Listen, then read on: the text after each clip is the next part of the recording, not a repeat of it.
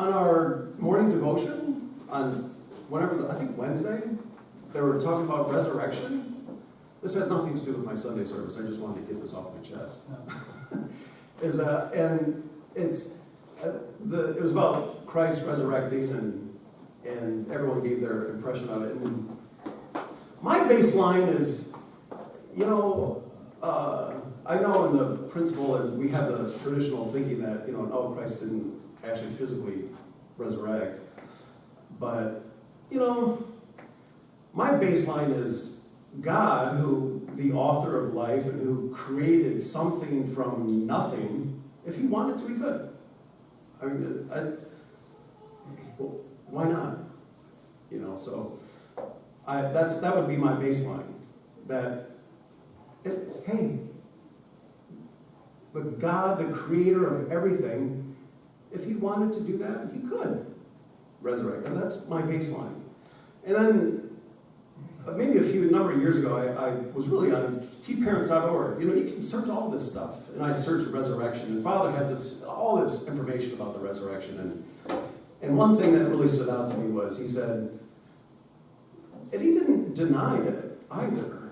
He didn't confirm it or deny the physical resurrection of Christ. But there was one thing that he said that I thought was really, he said, that issue or that point is such a small, minuscule point in the whole huge context and story of who Christ was. He says, so that, and he said something like, the way that Christ did that to be alive testified to the world that you cannot kill God. I love that. You can't kill God. That just proved it. You can't kill him. Therefore, you can't kill Christ because Christ was united with God. People saw him. He lived. Oh, I just thought, oh, that's great. That's so wonderful. What a great perspective. That, you know what? Some people saw him, and no one can kill, Satan cannot kill God, therefore he couldn't kill Christ. Oh, I just thought that. And you know what? That kind of issue, that's not the hill I want to die on either, right? I mean, there are a lot of hills I want to die on. Like, one hill is, Christ didn't come to die. That hill I will die on. I'll fight about that, and I will, defend that. But stuff like that, there's kind of a gray thing, and that's not an issue that I would break a relationship over. Like if we're testing, to Christian ministers, that issue there is not, I'm willing to compromise on that. All right, let's move on. It's a very important issue. I mean, for Christians, that they built their whole theology on that. But it's not something that I would break my relationship over, But, God created something from nothing. Literally, there was nothing, but created something, boom! Anything's possible. And then during this week, I was watching some videos on YouTube, this one, and I sent it to my two boys, to Jackson and Sam, and they're both in San Diego, and they're both in the military. That's great, I love that. Civil War song. It was popular during the Civil War, and it was just, the what's it called again? The Battle Hymn of the Republic. I can't remember this stuff. And yeah, Sam, kids don't forget stuff, Like Sam, when we went to D.C., Washington, D.C., we went to the changing of the guards, with the Tomb of the Unknown Soldiers, right? And this is after Sam graduated boot camp for the Navy. And we're sitting around in the hotel, and we're talking, and he goes, do you remember when we did that? I said, yeah, that was awesome. I loved it. And Jackson, at that time, he was probably like 11, 12, so he got it, right? But Sam's probably like 9, 10. He goes, I hated that. Have I told this story before to you guys? Changing the guard? Well, the changing the guard, right? Like the Marines are, they're almost like robots, right? I mean, the way they hold their rifles and spin them and everything. I mean, it is impressive. And they got like the Terminator shiny mirror glasses on, and it's just like, and they're there 24/7. They're there right now doing it in the middle of the winter, summer, whatever. They do it. It's very, very like respectful and honorable, And Sam, after, like Sam said, I hated it. He goes, why are we here? He goes, Papa, I get it. Like after, boot camp and all that, he goes, I get it. I understand it now. He goes, thanks. I said, oh, that's great.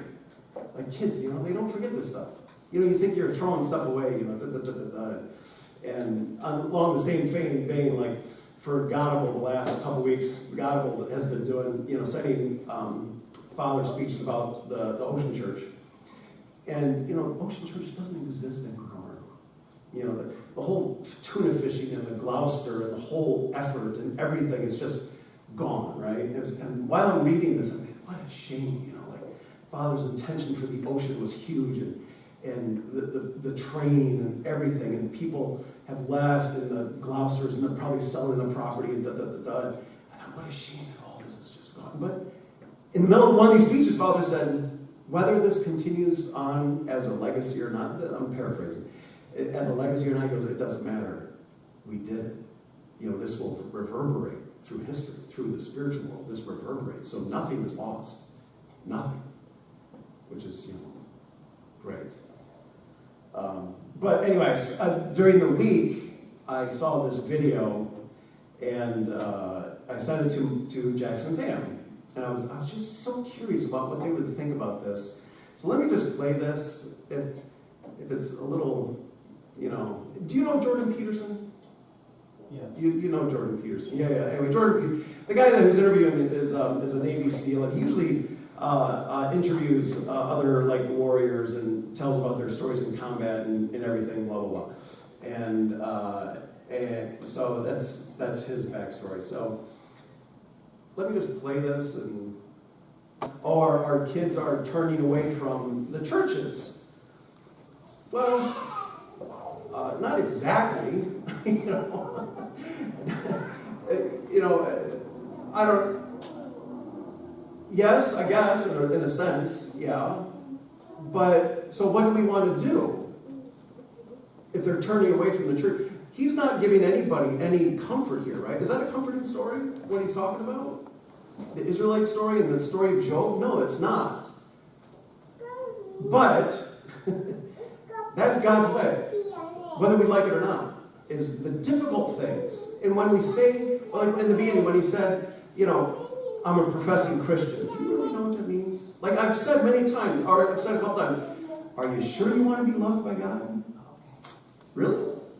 Because the track history of being loved by God is not good. Christ was executed. Father was tortured to death. The track record of people who follow God is not a comfortable one. Sorry, it's not a great message, right? Like who wants to hear that? So what do you think Sam and Jackson said when I sent them this video? I'll tell you what he said. Sam said,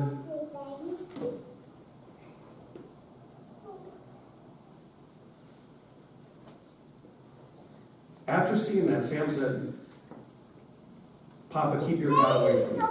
It's suffering. No, I'm joking. He didn't say that. Oh, yeah. No. He said, intense. Peterson is kind of a savage. I like it. He's a savage. Call this guy a savage. I like it. So, a lot of times we think people want to be... I'm just saying this, what I'm about to say, I'm saying in love. I'm saying this with love. A couple of services ago, someone said, God doesn't want to be worshipped. God just wants to take you out for ice cream.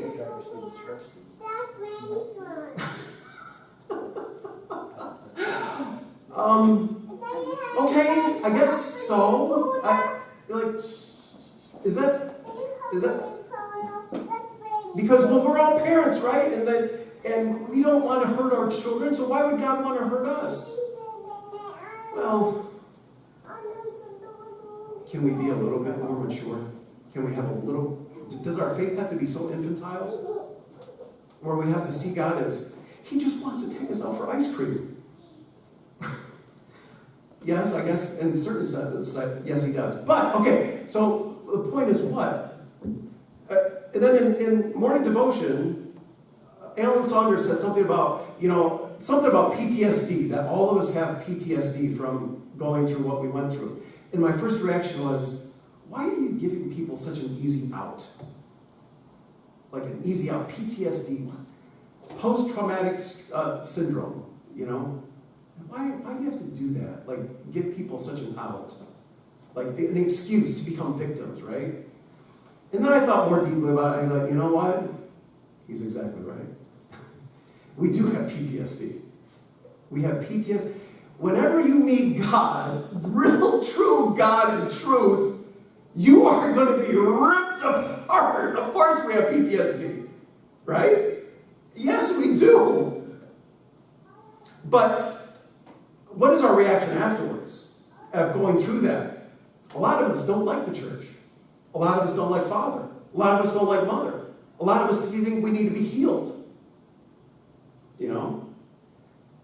So, some people say our ministry is about healing and love, you know, because of the stress and the trauma that they've gone through. Well, okay, yes, in a sense. But where does that PTSD or stress come from? Does it come from a sense of resentment or anger? Okay, I get it. But what do we want to do with it? We want to excuse it? Yeah, the church was wrong. And I'm saying this with love. Maybe. I know Bob, I don't know, this is maybe a year or two ago, he gave Sunday service, and he said, you know, some Japanese leaders beat their members.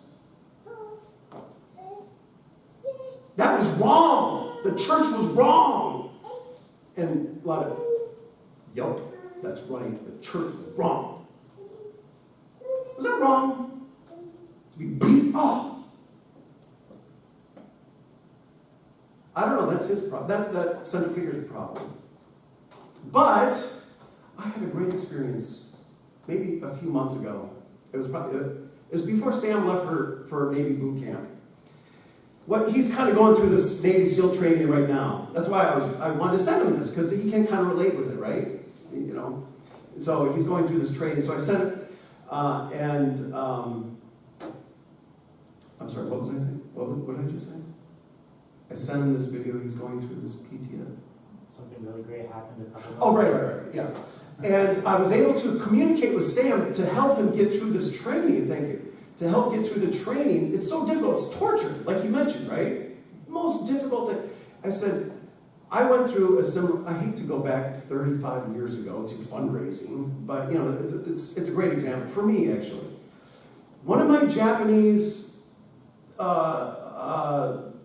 team leaders that were fundraising, I'm a 19, 20-year-old kid, you know, and I was the assistant leader, co-leader, and something happened, and this Japanese sister reacted to something before I did. And Miyazawa, if Ann was here, she knows him. I would say, Ann, remember Miyazawa? Yeah. He was a little bit of an a-hole, a little bit, you know. And I would say, and she was like, yeah. But I didn't react fast enough to something. And this Japanese sister did it for me before I did it. But it was actually my responsibility. He came up and smacked me right in the back of the head. Boom! Oh! Okay. All right. Yeah. Height. Yeah. And at first I wasn't angry at him. But yeah, I thought, God, I should have done that before. What's wrong with me? But as the decades went by, I was angry at this guy. Like, legit angry. To the point where his family went to the same church that we went to in Nutley, New Jersey. And whenever I saw him, or his wife, I'd be a little snarky. A little bit of an a-hole myself, you know. And she said something to me once, and, oh, why don't you be more like him? You know, he's giving son, da, da, da, da, da. And I lit into her. You know, I said, do you know who your husband is? I said, I remember that time when he scolded you so bad in Little Neck House that you collapsed on the floor. I remember that.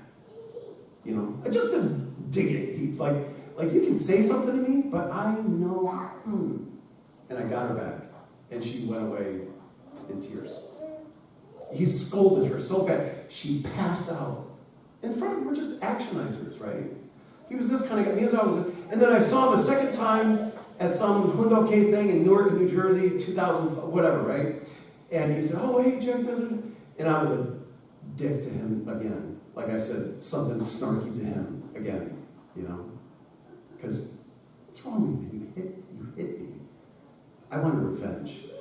Just like the Israelites.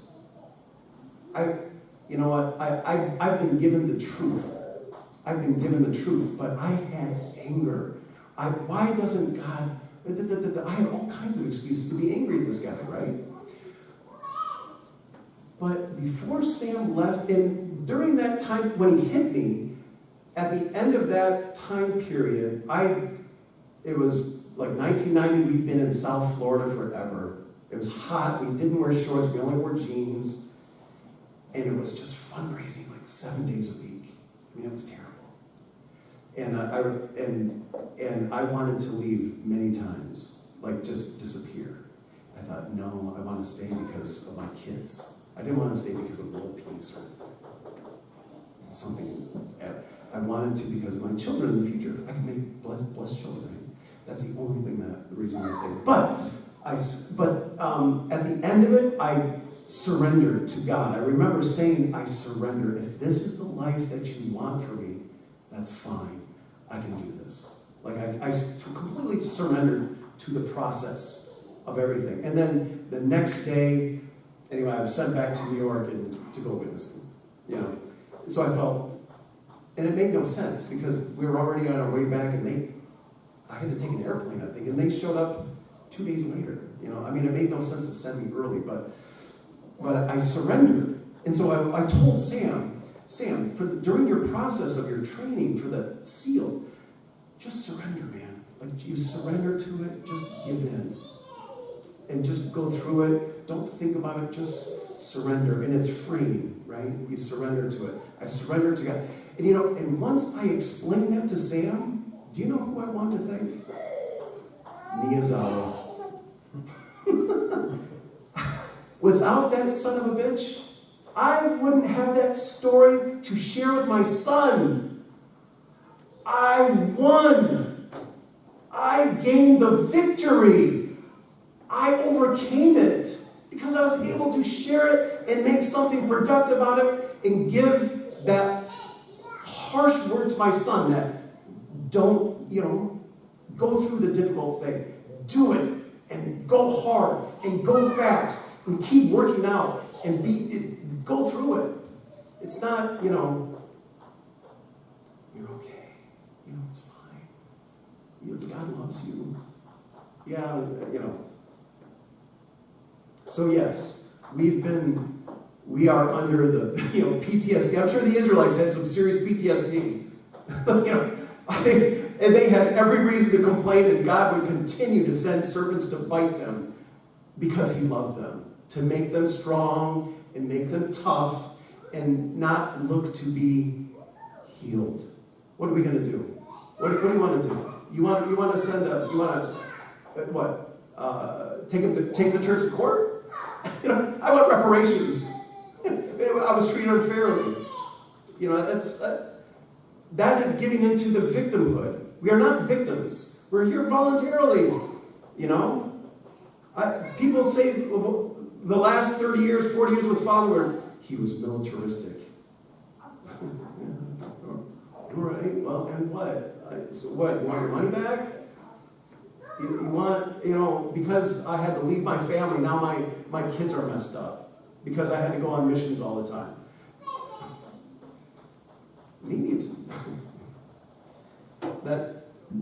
it's great to be a victim. Because, when I'm a victim, I'm right no matter what. That's what's great about being a victim. I can say whatever I want, and no one can say anything to me because I'm a victim. I've been treated unfairly. But we cannot say that as people of God. Everything has a purpose, and everything that you go through is meant to be, and you have to overcome it. And if you can't, that's on you. That's not God's problem. That's not Father's problem. That's not Mother's problem. It's not your central figure's problem or anybody else. It's you. Sorry. There's nothing. unless, I'm not talking about people who have like some serious mental issues, that's a different thing, I'm talking about people who are relatively normal like us, and who have like, plus, you know what, all of us here are 70 years old, it's time to get over some of this stuff, time to get over it, time to let it go. So, let me see. I'm probably going over 37 minutes. Okay. So that I'm not trying to be mean or negative, but like he said in this, be strong. God doesn't do that to be strong, be resilient, and be tough. And go through it, because that's what we signed up for, voluntarily. We knew what we were getting into. The veil was not hidden from nothing was hidden. Father was very clear. God is very clear. Becoming a Christian also is not easy. It's a fight. That's it. Let's pray. Father, I'm sorry. I know I can speak these words. I myself am on the fence all the time. I pray, Father, that through the things that we've done, through the things that we want to do, through the life of sacrifice, through the lives of sacrifice by all people around the world, that we can bring peace between you and us, all human beings. Father, I pray that all enmity and hatred can be dissolved. We can do it. Hatred can be melted away. Anger can be melted away. Love can flourish where hate once was. Father, I pray that your truth and your message can rule over this world, and that we can become truly the people that practice it. Father, let us go forward this week and to do our best and to live the lives that you want us to live. And I offer this prayer in true parents' name. Adieu. Amen.